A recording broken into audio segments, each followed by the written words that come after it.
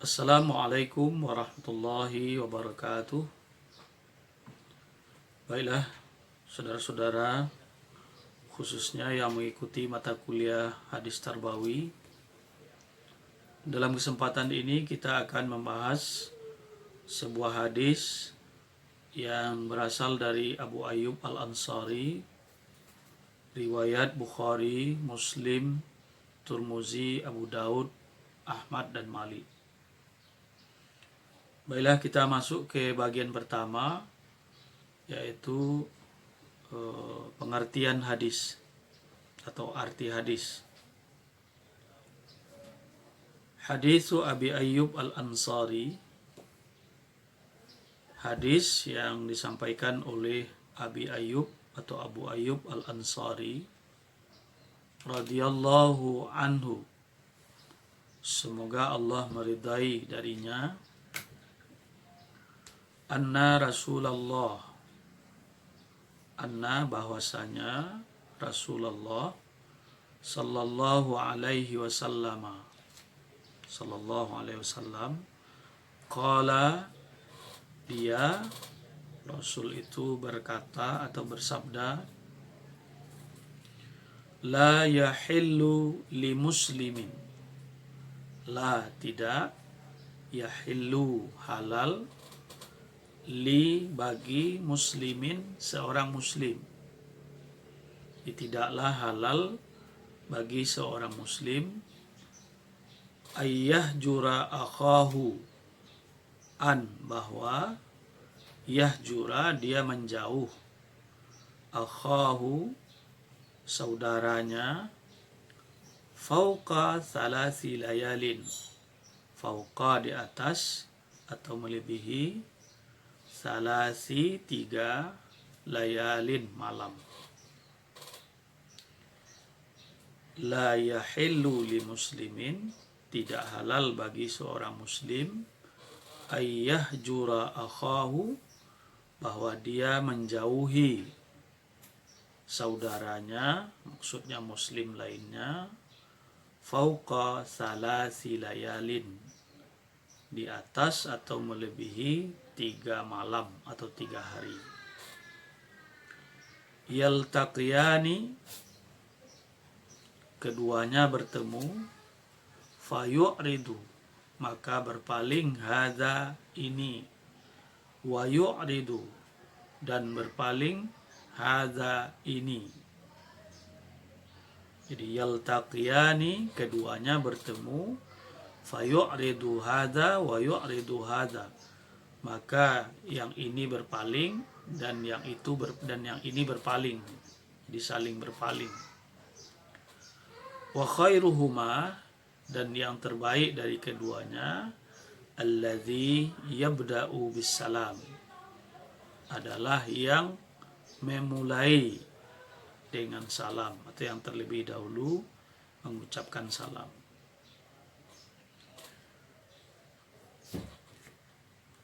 Bagian kedua, penjelasan hadis. Hadis ini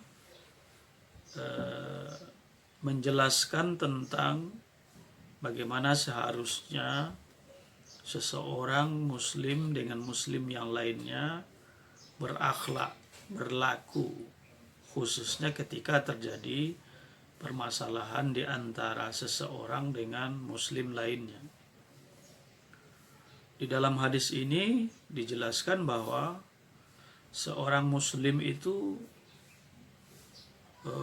bisa saja bermasalah dengan muslim lainnya atau tidak tertutup kemungkinan, tetapi Rasulullah SAW membatasi masa, katakanlah masa memanas, masa dalam tanda kutip memusuhi itu, tidak mau bertemu, tidak mau bertegur sapa, hanya dalam waktu tertentu. Jadi boleh saja tersinggung atau bisa saja tersinggung oleh seseorang, bisa saja belum mau menegur, belum mau menyapa, belum mau bertemu, tapi itu sangat terbatas. Dalam hadis ini disebutkan, la yahillu li muslimin ayyahjura akhahu fauqa thalathi layalin.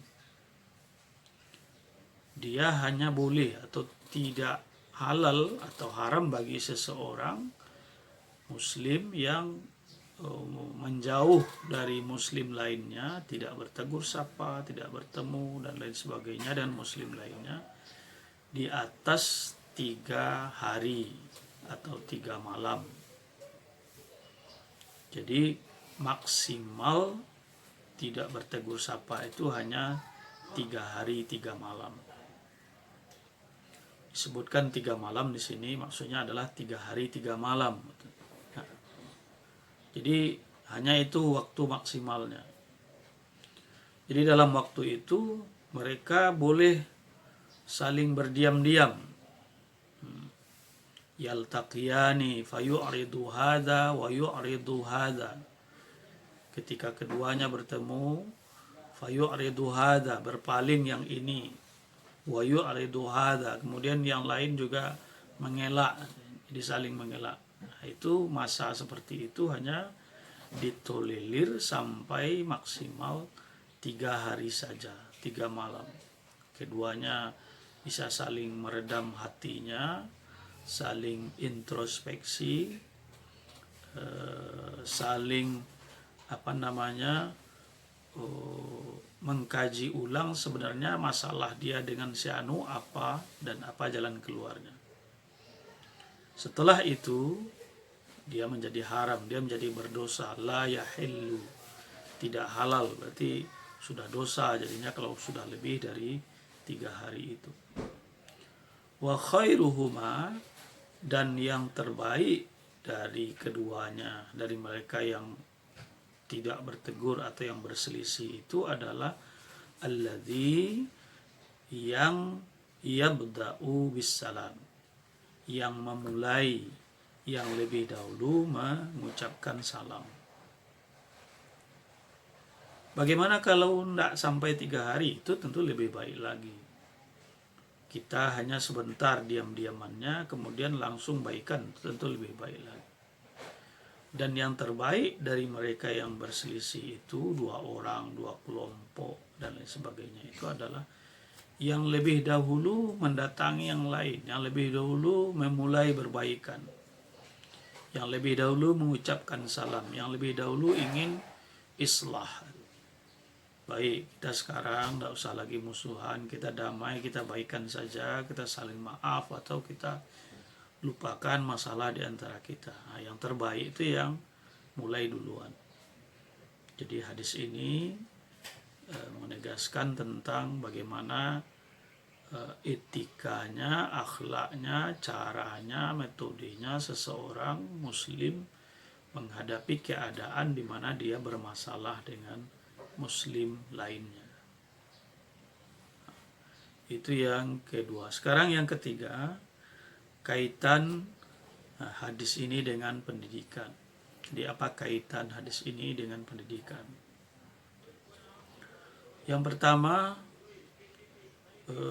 hadis ini menjelaskan tentang materi pendidikan, yaitu dalam hadis ini disebutkan tentang materi pendidikan akhlak. Hadis ini mengajarkan bagaimana akhlak seorang muslim terhadap muslim lainnya. Jadi bagaimana seorang muslim terhadap muslim lainnya. Jadi hadis ini mengajarkan tentang metode menghadapi persoalan. Jadi kalau dididikkan, dimasukkan ke dalam konteks pendidikan, ini menjadi bahan ajar bahwasanya seseorang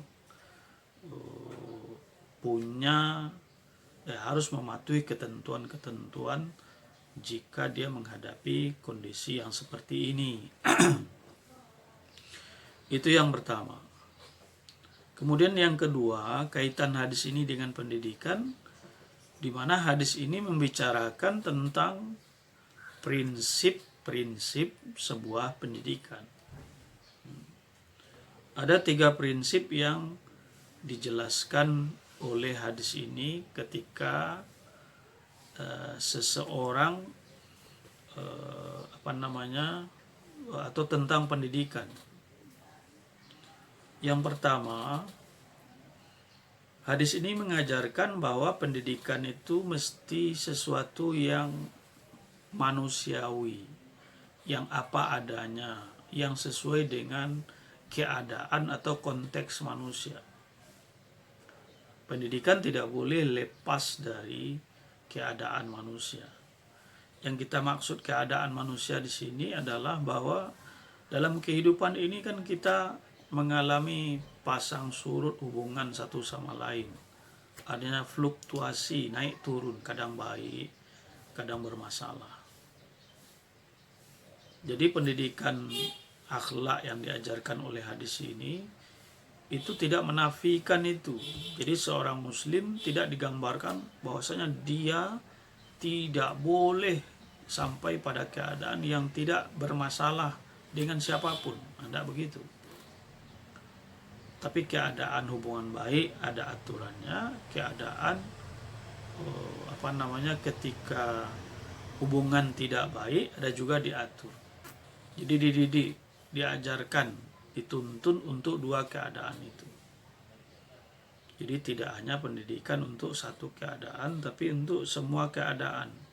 Jadi pendidikan itu mesti membumi berdasarkan masalah manusiawi apa adanya sesuai dengan keadaan, kontekstual kata orang sekarang. Pendidikan seperti itulah nanti yang akan bisa diikuti, bisa diterapkan karena sesuai dengan keadaan. Yang kedua, prinsip pendidikan yang diajarkan di sini adalah bahwa pendidikan itu memberikan kesempatan kepada peserta didik untuk berproses sendiri. Dia diberikan kesempatan, diberikan ruang, diberikan waktu untuk memperbaiki keadaannya. Jadi seorang guru tidak boleh sesukanya saja menetapkan target dan kapan ini mesti dicapai. Memang tidak berteguran itu adalah sesuatu yang dilarang, tetapi untuk sampai ke situ kan ada prosesnya. Masa orang yang hatinya terluka karena disakiti orang lain tiba-tiba bisa langsung sehat lukanya, itu kan tidak mungkin. Pemberian ruang untuk berproses sendiri itulah dalam hadis ini disebutkan diberi waktu 3 hari. Jadi dia boleh berproses ke arah kebaikan itu selama 3 hari.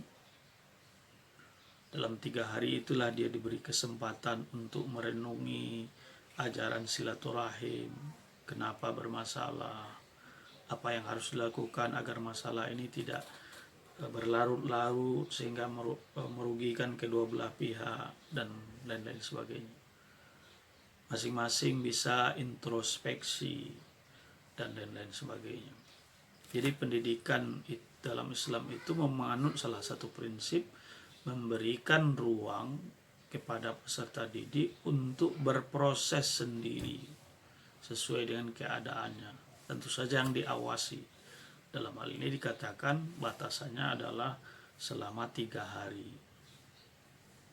Jadi tidak seperti seseorang yang mendamaikan seorang anak yang berkelahi, misalnya guru yang berkelahi, dipaksa dia berbaikan, salam, dipaksa. Padahal hatinya masih marah, padahal mukanya masih menyimpan ingin membalas dan lain sebagainya. Tapi diberi ruang dia yang cukup untuk itu. Yang ketiga, prinsip pendidikan yang diajarkan dalam hadis ini adalah sebaik-baik orang yang mendapatkan manfaat dari pendidikan itu adalah mereka yang sesegera mungkin berubah. Jadi memang tadi disebutkan waktunya kamu punya waktu 3 hari. Tapi kalau bisa lebih cepat lebih baik. Jadi pendidikan itu bukanlah sesuatu yang mesti ditunda-tunda. wa khairuhuma alladzi yabda'u bisalam. Sebaik-baik dari keduanya adalah yang paling dulu yang memulai mengadakan perbaikan, mengucapkan salam. Jadi prinsip yang diajarkan di sini, kalau bisa berubah ke arah kebaikan lebih cepat, itu lebih bagus dilakukan daripada menunda-nunda.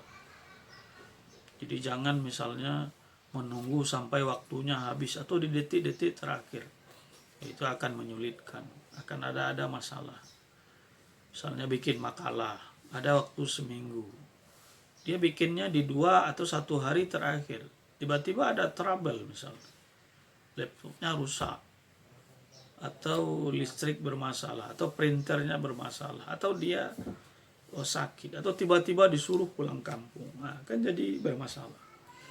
Jadi wa khairuhuma, dan yang terbaik bagi 2 orang yang mendapat masalah seperti itu adalah alladzi yabda'u bisalam.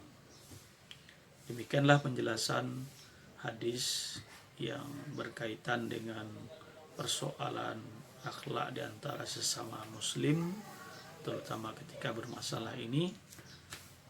Semoga ada manfaatnya, mohon dipelajari sebaik-baiknya. Billahi taufiq wal hidayah. Assalamualaikum warahmatullahi wabarakatuh.